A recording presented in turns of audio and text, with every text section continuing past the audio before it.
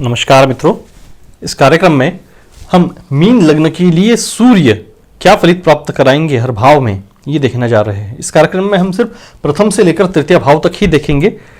अगले कार्यक्रम में अगले भावों की तरफ जाएंगे। लेकिन ये फल कैसे उत्पन्न करते हैं, इसके पीछे क्या तर्क है, क्या लॉजिक है, इसको समझना हमारे कार्यक्रम का उद्देश्य है। अब सूर्य प्रथम भाव में क्या फलित उत्पन्न करेंगे ये देखना है। कुछ योग ऐसे होते हैं कि योग तो अच्छे बन रहे हैं लेकिन उस योग का भंग हो जाता है कुछ कारणों के कारण। हम तो सिर्फ अकेले सूर्य का विचार कर रहे हैं, लेकिन इससे जो फलित देखे जाते हैं इन योगों का भंग भी हो सकता है। अगर सूर्य पे कुछ कुयोग हुए या इसके कारक के साथ कुछ कुयोग हुए, भाव के कारक के साथ कुछ कुयोग हुए, तो इस योग का भंग संभव है।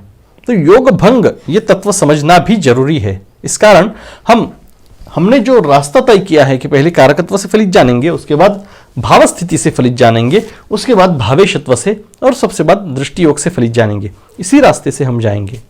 लेकिन सूर्य मीन लग्न के लिए षष्ठ भाव के स्वामी आते हैं। इस कारण ये कुंडली में जहां भी बैठ जाए वहां पर षष्ठ भाव के फल देंगे ही, क्योंकि सूर्य इस भाव के स्वामी होने के कारण इस भाव से शत्रुता तथा रोग देखे जाते हैं। तो इन मामलों में ये कुंडली में हर जगह पे जाकर उस स्थान से जो देखा जाता है उसके बारे में फलित को कम कर देंगे। तो कैसे करेंगे? हालांकि कारकत्व से अगर देखें, भाव स्थिति से देखें तो अच्छे फलित कई जगह उत्पन्न होंगे, लेकिन उन योगों का भंग हो जाएगा क्योंकि ये षष्ठ भाव के स्वामी हैं। तो वो कैसे होता है ये भी देखेंगे। चलिए शुरू करते हैं प्रथम भाव से। अगर प्रथम भाव में सूर्य है तो क्या फलित देंगे? सबसे पहले कारकत्व से जानेंगे। सूर्य मीन राशि में है, मीन राशि के स्वामी है गुरु। गुरु और सूर्य में मित्रत्व के संबंध है, इस कारण सूर्य को राशि बल प्राप्त है। प्रथम भाव में सूर्य है। प्रथम भाव कुंडली का सबसे शुभ भाव माना गया है। केंद्र भाव में भी है, कोण भाव में भी है। इस कारण सूर्य को भाव बल भी प्राप्त है। अब राशि बल प्राप्त है, भाव बल प्राप्त है, तो सूर्य को अच्छा बल प्राप्त है कुल मिलाकर। इसके कारण कारकत्व से जो बातें जानी जाती है सूर्य की, उनके मामलों में बहुत अच्छे फलित मिलेंगे। यानी इसको पिता का सौख्य अच्छा मिलेगा, राजकृपा, राजाश्रय, गवर्नमेंट से मिलने वाला पैसा, प्रयत्नवाद, अहंकार, सामर्थ्य, आरोग्य, सामाजिक दर्जा, इन सभी के मामलों में अच्छा फलित मिलेगा। अब ये तो जान लिया कारकत्व से क्या फल देंगे। अब भाव स्थिति की अगर बात करें तो सूर्य बैठे हैं प्रथम भाव में और गुरु की राशि में है। यानी प्रथम भाव में गुरु की राशि होने के कारण प्रथम भाव के स्वामी गुरु है। ये मित्र के घर पर है, मित्र के भाव पर है। इस कारण मित्र के घर को, मित्र के भाव को ये अच्छा शुभ फलित ही देंगे। ये हमें प्रारंभिक दृष्टि से पता चलता है। अब क्या फलित देंगे? तो इस भाव से व्यक्तिमत्व देखते हैं। सूर्य से प्रयत्नवाद देखते हैं तो ये व्यक्ति प्रयत्नवादी रहेगी, ये व्यक्ति सामर्थ्यशाली रहेगी। सूर्य से अहंकार भी देखते हैं तो ये व्यक्ति थोड़ी अहंकारी, यानी पॉजिटिव साइड यहां पर ले अहंकार की, तो स्वाभिमानी रहेगी। और क्या बातें पता चलती है? तो सूर्य पिता के कारक है, आकर बैठ गए खुद के स्वभाव के स्थान पर। इस कारण पिता में और इस जातक में संबंध अच्छे होंगे, ये बात पता चलती है। यहां से स्वरूप भी देखते हैं। सूर्य यहां पर है, इस कारण ये व्यक्ति थोड़ी पतली होगी, अग्नि तत्व के कारक है, गालों पे लालिमा रहेगी, ये बात पता चलती है। सूर्य आरोग्य के कारक है। कारकत्व से हमने जाना ही कि आरोग्य उत्तम रहेगा इसके। अब ये तो जाना कारकत्व से और भाव स्थिति से। अब भावेशत्व से जानते हैं क्या फलित प्राप्त होंगे। और भावेशत्व से जो फलित मिलते हैं वो ज्यादा सटीक होते हैं। षष्ठ भाव का स्वामी आ गया प्रथम भाव में, क्या फलित मिलेंगे? षष्ठ भाव से रोग देखे जाते हैं। यहां से खुद को, व्यक्तिमत्व यानी खुद को देखा जाता है प्रथम भाव से। तो ये जो व्यक्ति है ये रोगी रहेगा, कृश रहेगा, यानी इसकी तबीयत बार बार खराब होगी, ये बात यहां से पता चलती है। रोग इसको परेशान करेंगे। शत्रु के स्थान का स्वामी गया प्रथम भाव में, इसको अच्छा बल प्राप्त है, इस कारण ये फल भी बलशाली ही देगी। तो शत्रु का स्वामी गया प्रथम भाव में, इस कारण शत्रु इसे परेशान करेंगे, इस बात का पता चलता है। और क्या बातों का पता चलता है? अब ये तो जान लिया हमने भावेशत्व से।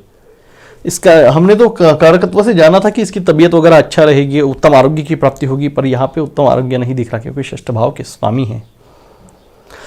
अब ये तो जान लिया हमने भावेशत्व से। दृष्टि योग से सूर्य प्रथम भाव में रहकर सप्तम भाव को देख रहे हैं, क्या बात पता चलती है? सप्तम भाव में 6 आंकड़ा है, यानी बुध की राशि है। बुध में और शुक्र सूर्य में मध्यम संबंध है, ना शत्रुत्व के है ना मित्रत्व के है। इस कारण यहाँ पे मध्यम फलित उत्पन्न करेंगे। तो क्या फलित उत्पन्न करेंगे? सूर्य प्रथम भाव से सप्तम भाव को देख रहे हैं, इस कारण खुद के स्वभाव के स्थान से वैवाहिक जोड़ीदार के स्वभाव के स्थान को देख रहे हैं। इस कारण इसके स्वभाव में और वैवाहिक जोड़ीदार के स्वभाव में अच्छा तालमेल रहेगा। ये बात पता चलती है। लेकिन शत्रु स्थान के स्वामी है वो, शत्रु स्थान के स्वामी होकर प्रथम भाव में बैठकर सप्तम भाव को देख रहे हैं। इस कारण इसका वैवाहिक जोड़ीदार इससे कभी कभी शत्रुतापूर्ण व्यवहार करेगा, ये बात पता चलती है। यहां से वैवाहिक जोड़ीदार दिखने में कैसा होगा वो भी देखते हैं। तो सूर्य की दृष्टि होने के कारण सूर्य के गुण इसके व्यक्तिमत्व में, इसके दिखने में आ जाएंगे। सूर्य के कारकत्व में प्रयत्नवाद है, सामर्थ्य है, इस कारण इसके जो वैवाहिक जोड़ीदार है ये प्रयत्नवादी रहेगा तथा उसके क्रुश रहेगा दिखने में। सूर्य अग्नि तत्व के ग्रह है, बुध की राशि है यहाँ पर, ये इस कारण कद में छोटा रहेगा तथा सूर्य की दृष्टि के कारण गालों पर लालिमा रहेगी, ये बात पता चलती है। अब ये सभी हमने जान लिया कारकत्व, भाव स्थिति, भावेशत्व और दृष्टि योग से। कुछ योगों का भंग हो गया कारकत्व के और भाव स्थिति से भावेशत्व के कारण, ये जान लिया। अब आगे बढ़ते हैं। द्वितीय भाव में सूर्य क्या फलित प्राप्त कराएंगे? द्वितीय भाव से धन का पता चलता है। सबसे पहले तो हम कारकत्व से जानेंगे, बाद में भाव स्थिति की ओर आएंगे। तो यहां पर राशि कौन सी है? तो मंगल की राशि है। मंगल में सूर्य में मित्रत्व के संबंध है। और एक बात है कि मेष राशि में सूर्य को सबसे ज्यादा बल प्राप्त होता है, ये उच्च के होते हैं इस राशि में। अब यहां पर राशि बल सबसे ज्यादा है। भाव बल की अगर बात करें तो द्वितीय भाव है, भाव बल भी अच्छा है, भाव बल भी अच्छा है, राशि बल उच्च है। इस कारण इनके कारकत्व से जो बातें जानी जाती है, इनके मामलों में शुभ फलित प्राप्त होंगे। यानी पिता का सौख्य अच्छा प्राप्त होगा, राजकृपा, गवर्नमेंट से मिलने वाला पैसा, आरोग्य, सामाजिक दर्जा तथा प्रयत्नवाद, सामर्थ्य, अहंकार, इन सभी मामलों में उत्तम फलित प्राप्त होंगे। अब ये तो जाना कारकत्व से क्या फलित प्राप्त होंगे। अब भाव स्थिति से क्या प्राप्त होंगे ये जानते हैं। सूर्य द्वितीय भाव में उच्च के होकर बैठे हैं, सबसे बलवान है। यहां से धन देखा जाता है। सूर्य यहां पर शुभ फल दे रहे हैं और बलवान भी है। इस कारण ये जो व्यक्ति है ये धनवान रहेगी, ये बात पता चलती है। अब कौटुंबिक सौख्य यहां से देखा जाता है, सूर्य अच्छा फल दे रहे हैं, इस कारण इसका कौटुंबिक सौख्य भी अच्छा होगा। प्रारंभिक दृष्टि से तो यही पता चल रहा है। अब यहां से वाणी देखते हैं, सूर्य है तो सूर्य से प्रयत्नवाद, सामर्थ्य आदि देखा जाता है, अहंकार देखा जाता है। इस कारण इसकी वाणी में प्रयत्न, सामर्थ्य तथा अहंकार रहेगा, ये बात पता चलती है। अब ये तो जाना भाव स्थिति से। अब इस योग का भंग होने जा रहा है, कैसे देखिए। सूर्य षष्ठ भाव के स्वामी है, षष्ठ भाव के स्वामी होकर धन स्थान में बैठ गए। क्या पता चलता है? षष्ठ भाव से जो देखा जाता है उसको जोड़ दो धन स्थान से जो देखा जाता है उससे। तो षष्ठ भाव से रोग देखे जाते हैं, शत्रु देखे जाते हैं, और द्वितीय भाव से धन। तो सूर्य इनके संबंध में भी फल उत्पन्न करेगा, चाहे जहां भी बैठ जाए। तो रोग का स्वामी आकर बैठ गया धन के स्थान में, धन को रोग लगा दिया। उच्च का है यानी ये बलवान फलित प्राप्त कराएगा। इस कारण इस व्यक्ति को धन की मात्रा में कमी पाई जाएगी, ये धनवान नहीं रहेगा, सामान्य रहेगा, ये बात पता चलती है। तथा शत्रु स्थान का स्वामी धन स्थान में, शत्रुओं के कारण धन खर्चा होगा, धन का व्यय होगा, ये बात पता चल रही है। यहां से वाणी का सौख्य भी देखते हैं। द्वितीय भाव से व्यक्ति की वाणी कैसी रहेगी ये देखते हैं। रोग स्थान का स्वामी वाणी के स्थान में, वाणी के संबंध में कुछ ना कुछ कमी रहेगी, यानी व्यक्ति तुतलाएगा या अच्छा ठीक से बोलेगा नहीं, ये बात यहां से पता चलती है। वाणी के संबंध में रोग रहेगी। तथा यहां से कौटुंबिक सौख्य देखा जाता है और षष्ठ भाव का स्वामी, षष्ठ भाव से रोग तथा शत्रु देखे जाते हैं। उनका स्वामी गया कौटुंबिक सौख्य के स्थान पर। तो इस व्यक्ति के कौटुंबिक सौख्य में कमी आएगी। किस कारण? तो कुटुंब के सदस्य के किसी के रोग के कारण, या शत्रु का स्वामी कौटुंबिक सौख्य के स्थान पर है, या कुटुंब के किसी सदस्य के शत्रुतापूर्ण व्यवहार के कारण इसके कौटुंबिक सौख्य में कमी आएगी। ये सभी फलित हमने पीछे जो भाव स्थिति से जाना था वो सभी फलित का योग भंग हो गया इस एक कारण से, क्योंकि सूर्य षष्ठेश है, षष्ठ भाव के स्वामी है। और एक बात है, और एक एंगल से कैसे देखते हैं बताता हूं। षष्ठ भाव जो है ये सप्तम का व्यय भाव है, यानी वैवाहिक सौख्य का व्यय भाव है। और ये जो द्वितीय भाव है ये सप्तम स्थान का अष्टम भाव है। सप्तम स्थान के व्यय स्थान का स्वामी सप्तम स्थान के मृत्यु के स्थान पर चला गया। तो इस व्यक्ति को इस कारण वैवाहिक सौख्य भी अच्छा नहीं प्राप्त होगा, ये बात पता चलती है। और क्या क्या बातें पता चलती है? ये तो हुआ जाना हमने भावेशत्व से। अब दृष्टि योग से द्वितीय भाव में सूर्य है, पूर्ण दृष्टि डाल रहे अष्टम भाव पर। अष्टम भाव बन यहां पे शुक्र की राशि है, यानी अष्टम भाव के स्वामी शुक्र हुए। शुक्र सूर्य के शत्रु ग्रह है, इस कारण शत्रु के घर को देख रहे हैं, पूर्ण बलवत्ता की दृष्टि से देख रहे हैं। इस कारण ये यहां पर अच्छे फलित नहीं प्राप्त कराएंगे। यहां से मृत्यु देखी जाती है सप्तम भाव अष्टम भाव से, और यहां पर ये शुभ फलित नहीं दे रहे हैं और बलवान दृष्टि से देख रहे हैं। इस कारण इस व्यक्ति की आयु कम रहेगी, ये बात पता चलती है। तथा यहां से गुप्त धन आदि देखा जाता है। धन स्थान में बैठकर हालांकि ये देख रहे हैं, लेकिन गुप्त धन की प्राप्ति नहीं होगी, शुभ फलित नहीं दे रहे यहाँ पे। और एक तर्क है कि षष्ठ भाव के स्वामी द्वितीय स्थान में बैठकर गुप्त धन के स्थान को देख रहे हैं, यानी रोग स्थान के स्वामी धन स्थान में बैठकर गुप्त धन के, तो गुप्त धन को रोग लगा दिया, यानी गुप्त धन की प्राप्ति नहीं होगी। गुप्त विद्याओं के स्थान को सूर्य देख रहे हैं, उसका भी वैसा ही है, ये विश्वास रखने वाला होगा लेकिन गुप्त विद्याओं की साधना या अभ्यास नहीं करेगा, ये बात पता चलती है। सूर्य की दृष्टि में यहाँ पर बलवत्ता है, षष्ठ भाव के स्वामी होने के कारण, घात स्थान के स्वामी होने के कारण इनके स्वभाव में भी ये गुण पाए जाते हैं रोग और शत्रुओं के। तो जिस स्थान में है उस स्थान के लिए वैसे फलित देगा, और जिस स्थान को देखता है उस स्थान के लिए भी वैसे ही फलित देगा। अब आगे चलते हैं, अगर तृतीय भाव में सूर्य बैठ गए तो क्या फलित देंगे। सबसे पहले कारकत्व से सूर्य का राशि बल क्या कहता है, यहाँ पे वृषभ राशि है, यानी शुक्र की राशि में सूर्य है। शुक्र और सूर्य में शत्रुता के संबंध है, इस कारण शत्रु की राशि में है। शत्रु की राशि में होने के कारण राशि बल कम है। अब भाव बल की अगर बात करें, यह पराक्रम भाव है। सूर्य स्वयं प्रयत्नवादी सामर्थ्यशाली राजकृपा वाले ग्रह हैं, इनको यहाँ पर पोषक वातावरण मिलता है, इस कारण ये व्यक्ति पराक्रमी कर्तृत्ववान होगी, ये बात पता चलती है। इस कारण सूर्य को अपने गुणों का अच्छा प्रदर्शन करने के लिए यह स्थान अच्छा है, इस कारण सूर्य को भाव बल है। भाव बल है, राशि बल कम है, इस कारण इनके कारकत्व से जो बातें जानी जाती है इनके मामले में मध्यम फलित प्राप्त होगा, यानी पिता का सौख्य, अधिकार, राजकृपा, राजाश्रय, गवर्नमेंट से मिलने वाला पैसा, प्रयत्नवाद, सामर्थ्य, अहंकार, सामाजिक दर्जा, आरोग्य, इन मामलों में मध्यम फलित प्राप्त होगा, ये बात पता चली। अब भाव स्थिति से क्या जाना जाएगा। तृतीय भाव में सूर्य है, और शत्रु की राशि में है, यानी शुक्र की राशि है। शुक्र इस तृतीय भाव के स्वामी हुए। अब सूर्य आकर बैठ गए शत्रु के घर पर, इस कारण इस भाव के लिए भी ये अच्छे फलित नहीं उत्पन्न करेंगे।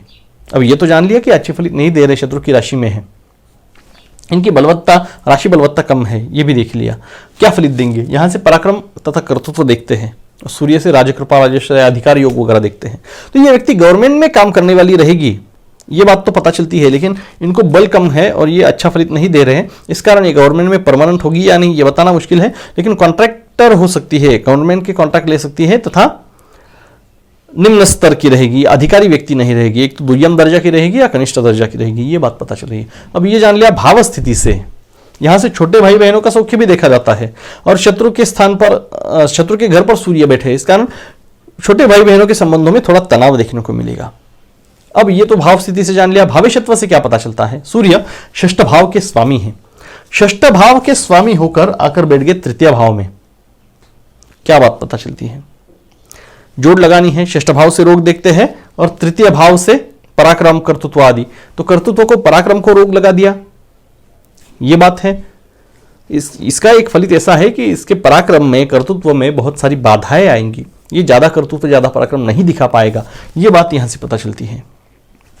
षष्ठ से शत्रु भी देखते हैं, यहां से छोटे भाई बहनों का सौख्य, शत्रु के स्थान का स्वामी शत्रु के छोटे भाई बहनों के स्थान में गया है, इस कारण इसके छोटे भाई बहन इसके साथ शत्रुतापूर्ण व्यवहार करेंगे, ये बात पता चलती है, संबंध अच्छे नहीं रखेंगे।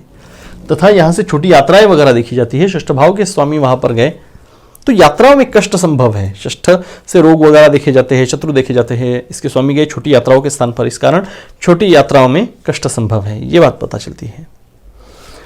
ये सारी बातें हमने कारकत्व, भाव स्थिति, भावेशत्व, दृष्टियोग से जानी है। अब दृष्टियोग रह गया, तृतीय भाव में बैठकर सूर्य नवम भाव को पूर्ण दृष्टि से देख रहे, क्या पता चलता है। नवम भाव में 8 राशि है, यानी 8वीं राशि है, 8वीं राशि यानी वृश्चिक राशि, वृश्चिक राशि के स्वामी है मंगल, मंगल में सूर्य में मित्रत्व के संबंध है, इस कारण सूर्य मित्र के घर को पूर्ण दृष्टि से देख रहे हैं, इस कारण नवम भाव के लिए शुभ फलित पैदा करेंगे। लेकिन षष्ठ के स्वामी होने के कारण इनके फलित में कमी आएगी। कैसे देखते हैं, नवम भाव से भाग्य देखा जाता है, सूर्य पराक्रम के भाव में बैठकर यहां पर देख रहे हैं, इस कारण इसका एक फलित यह होना चाहिए कि यह व्यक्ति अपने पराक्रम से भाग्य को खींचकर लाएगा, क्योंकि यहां पर शुभ फलित दे रहे हैं। लेकिन सूर्य षष्ठ भाव के स्वामी है, षष्ठ भाव के स्वामी होकर तृतीय भाव में बैठ गए कर्म स्थान, पराक्रम स्थान में और भाग्य स्थान को देख रहे हैं, इस कारण इनकी दृष्टि में भी रोग या शत्रुता है। षष्ठ भाव से रोग देखे जाते हैं, शत्रु देखे जाते हैं, इस कारण इनकी दृष्टि में भी वो तत्व है, इस कारण वो भाग्य को भी रोग लगा देंगे, यानी इसकी भाग्य जो है ये कम रहेगा। भाग्य से प्राप्त सामाजिक दर्जा नवम भाव से देखते हैं तो उसमें भी बहुत सारी कमी आएगी, उसको भी रोग लगा दिया तो ये निम्न स्तर का व्यक्ति रहेगा, ये बात पता चलती है। धार्मिकता देखी जाती है नवम भाव से, सूर्य देख रहे हैं लेकिन रोग भाव के स्वामी होकर देख रहे हैं, इस कारण ये व्यक्ति दाम्भिक होगा, ये बात पता चलती है। कई सारी बातें हैं जो जानी जा सकती है। ग्रह से और कई सारी चीजें देखते हैं, भाव से और कई बातें देखते हैं, उनको जोड़ना मात्र है और एक तर्क बुद्धि का उपयोग मात्र करना है। इससे सटीक फल तक पहुंचा जा सकता है। अगले कार्यक्रम में हम चतुर्थ से लेकर षष्ठ भाव तक सूर्य क्या फलित उत्पन्न करेंगे मीन लग्न के लिए, ये जानेंगे। इसके पीछे क्या तर्क है, क्या लॉजिक है, इसको भी जानेंगे। अभी तक अगर चैनल को सब्सक्राइब नहीं किया है तो सब्सक्राइब का बटन जरूर दबाइए। आज के लिए इतना ही। नमस्कार।